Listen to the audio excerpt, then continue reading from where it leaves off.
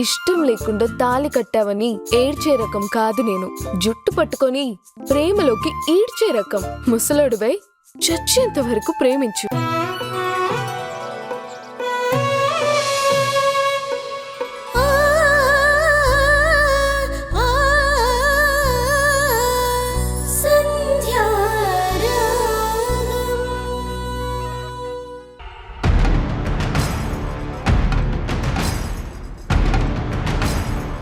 వింధ్యా, ఇక్కడున్నావా?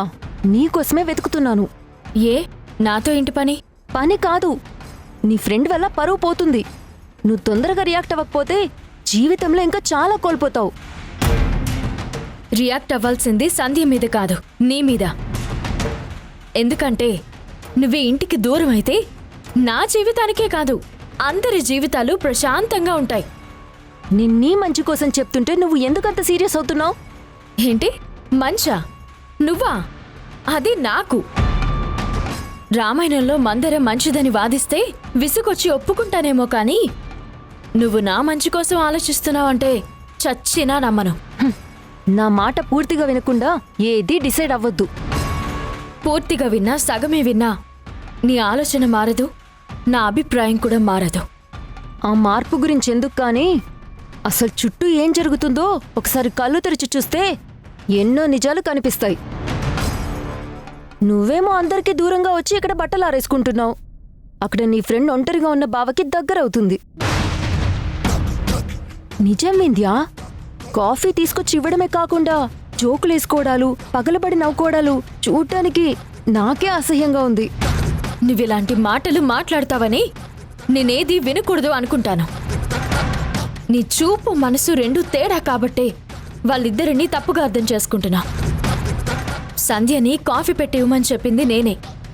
నా ఫ్రెండ్గా వింధ్య అంటే మా ఆయనకి గౌరవం ఉంది.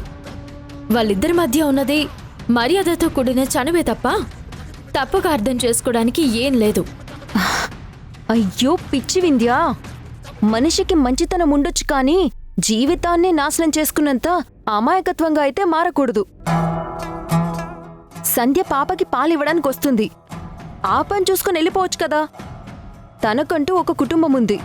సంధ్య అవసరం ఇక్కడికన్నా ఆ ఇంట్లో ఎక్కువ ఉంది.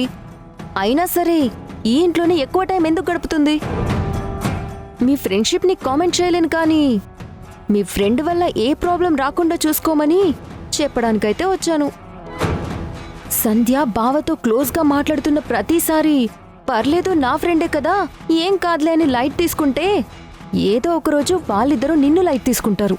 ఆఖరికి బావ నిన్ను వదిలేస్తాడు. మోనికా, మోనికా, మోనికా! మనిషికో మాట గొడ్డుకో దెబ్బ అన్నారు. నిన్ను కొడితే నాకు నొప్పెడుతుంది తప్ప ఈ జన్మలో మార్పు రాదు. ఊహ తెలిసినప్పుడే పుట్టిన మా స్నేహం వయసుతో పాటు పెరుగుతూ వచ్చింది. నమ్మకంతో ఇన్నాళ్ళు చెక్కు చెదరకుండా నిలబడింది. ఇక మీదట కూడా ఉంటుంది. మా స్నేహానికి విలువిచ్చే నా భర్త దేవుడి కన్నా ఎక్కువ. నాకు ప్రాణం పోసింది మా అమ్మ నాన్న అయితే నేను బ్రతకడానికి కారణం సంధ్య, నా భర్త. అలాంటి వాళ్ళ గురించి ఇంకోసారి తప్పుగా మాట్లాడితే క్షమించేదే లేదు. తుఫాను ముందు ప్రమాద హెచ్చరికలాగా నీకు చెప్పడానికి మాత్రమే వచ్చాను. వినను నమ్మను అంటే నేను మాత్రం ఏం చేయగలను? ఎవరి కర్మకి వాళ్లే బాధ్యులు.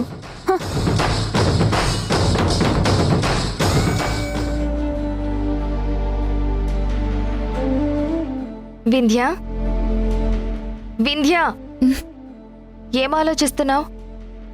ఏం లేదే. పాప నిద్రపోయిందా?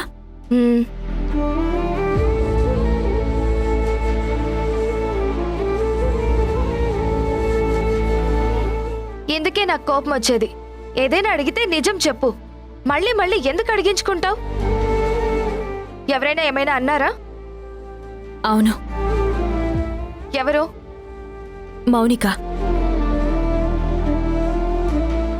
ఆ వేస్ట్ మొహంది నీ గురించి నోటుకొచ్చినట్టు మాట్లాడుతుంది.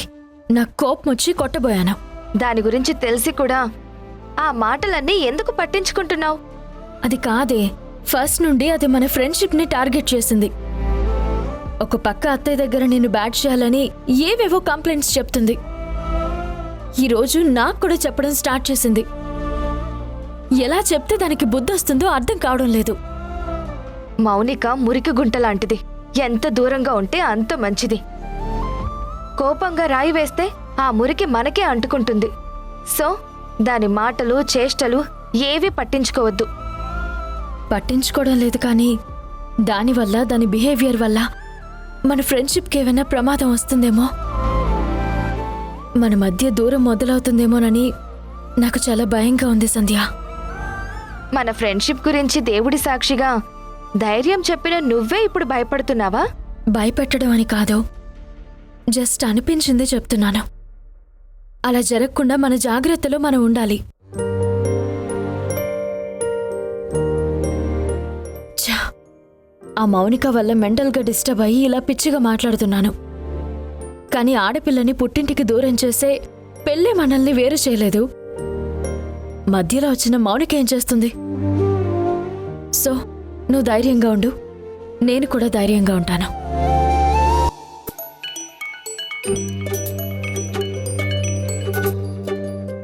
హలో అత్తయ్య. అమ్మ సంధ్య, నా మందుల డబ్బాలో పచ్చ టాబ్లెట్లు అయిపోయాయమ్మా. దాని పేరు కూడా నాకు తెలీదు. శ్రీకరాన్ని అడుగుదామనుకుంటే వాడేమో పడుకున్నాడు. నాకు తెలుసు అత్తయ్య, వచ్చేటప్పుడు నేను తీసుకొస్తాను. ఎంతసేపు పడుతుందమ్మా నువ్వు రావడానికి? ఇప్పుడే ఇక్కడి నుంచి బయలుదేరుతున్నాను. ఇంతలో మీరు కాల్ చేశారు. సరేనమ్మా, త్వరగా రా. సరే అత్తయ్య. వింధ్య, నేను బయలుదేరాలి. మా అత్తయ్యకి టాబ్లెట్స్ తీసుకుని వెళ్ళాలి. సరే సంధ్య, వెళ్ళొస్తాను. వస్తానండి. సరే అండి. వింధ్య, నాకు కొంచెం పనుంది, నేను బయటికి వెళ్ళొస్తాను. ఒక్క నిమిషం. సంధ్య,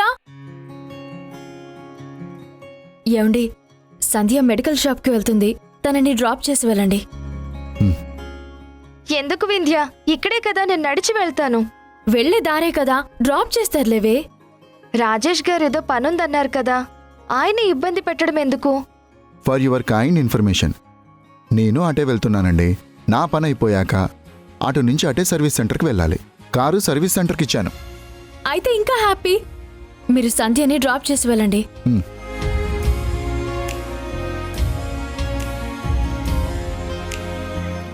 ఏంటి సంధ్య గారు అలా చూస్తున్నారు? ఆప్షన్ లేదు, పదని వెళ్దాం. చెప్తే వినవా? నా కోసం ఆయన ఎందుకే శ్రమ పెట్టడం?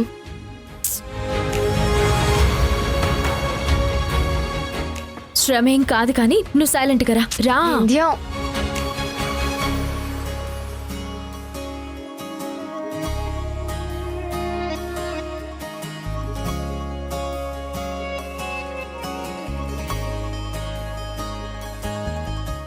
ఏం చూస్తున్నావు? వెళ్ళు, ఆయన వెయిట్ చేస్తున్నారు కదా. వింధ్య, మీ ఆయన పని చెడగొట్టడం కాకపోతే ఎందుకే ఇదంతా? పక్కనే ఉన్న మెడికల్ షాప్కి వెళ్ళడానికి ఇంత హడావుడు అవసరమా? నువ్వు నడుచుకుంటూ వెళ్తే లేట్ అవుతుంది. అక్కడ మీ అత్తయ్య గారు టాబ్లెట్ వేసుకోవడానికి ఇబ్బంది పడతారు. నువ్వు మొహమాటాలు అనుమానాలు పక్కన పెట్టి వెళ్ళి బండెక్కు. ఏంటి సంధ్య గారు, బయలుదేరడానికి వర్జాలు రాహుకాలాలు చూసుకుంటున్నారా? అయ్యో, అదేం లేదండి. మిమ్మల్ని శ్రమ పెడుతున్నందుకు మేడం గారు చాలా ఫీల్ అయిపోతున్నారు. సర్లే నువ్వురా.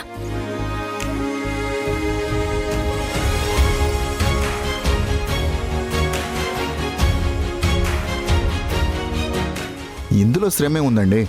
నేను మీకోసం బయటికి వెళ్ళడం లేదు, పని మీద వెళ్తూ మిమ్మల్ని డ్రాప్ చేస్తున్నాను అంతే. డ్రాపింగ్ అంటే మందుల షాప్ దగ్గర వదిలి వెళ్ళిపోతారేమో. ఇంటి దగ్గర దింపి మీ పనులు మీరు చూసుకోండి. వింధ్య, ఎందుకే ఇదంతా? నువ్వేం మాట్లాడకుండా బండెక్కు. ఎక్కు.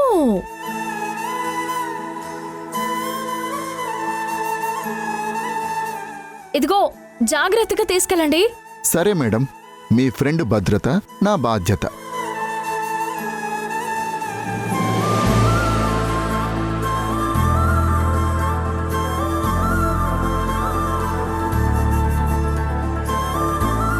సంధ్యారాగం మధ్యాహ్నం 12:30 మీ ఈటీవీలో.